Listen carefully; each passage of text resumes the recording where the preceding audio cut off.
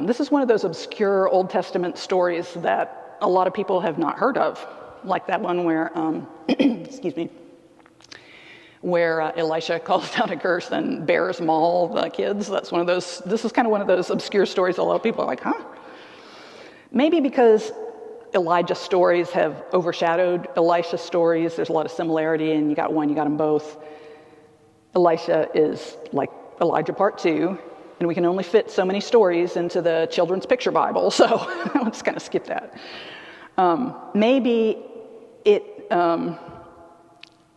is avoided in Protestant circles because it might seem to give some kind of credibility to the Roman Catholic idea of saints and relics.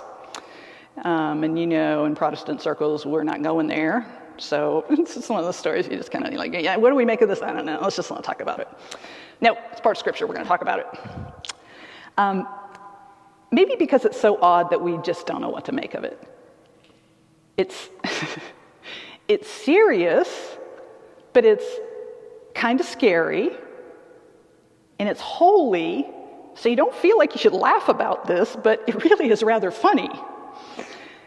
The dead guy, whose burial gets interrupted, gets chucked into Elisha's tomb when the grave diggers see the Moabite raiders coming over the hill. Okay, so imagine this. It's not like a crypt that we'd have today that you'd have to like unseal. It's a lot of people were buried in caves, and so it's easy access. And so these guys say, oh man, here they come. What are we going to do with the dead guy? So they just chuck him in to this cave where Elisha's bones are.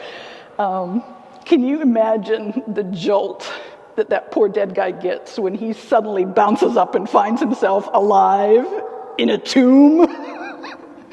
And so he goes running out to see what's going on, and he sees his friends running away from him, and he's disoriented, and he goes running after his friends, calling out for them to wait for him, and they look back over their shoulder. You know, they were afraid of the enemies coming for them, but they see the dead guy, half-wrapped, running after them. You can just imagine them shrieking in mortal terror at this point and running all the faster away from him.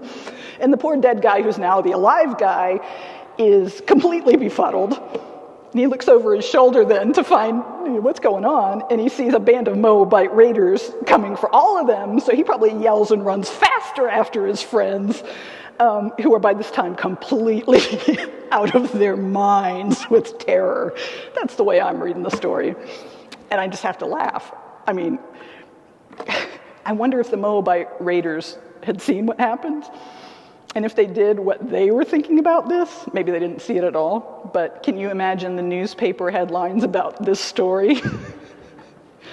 Funeral interrupted by bandits. Dead man tossed into prophet's tomb comes alive, chases terrified grave diggers. You'd click on that one, wouldn't you? Yes, it is funny. I think that something can be holy and funny too. After all, God's the one that invented the sense of humor. He's the one that invented laughter.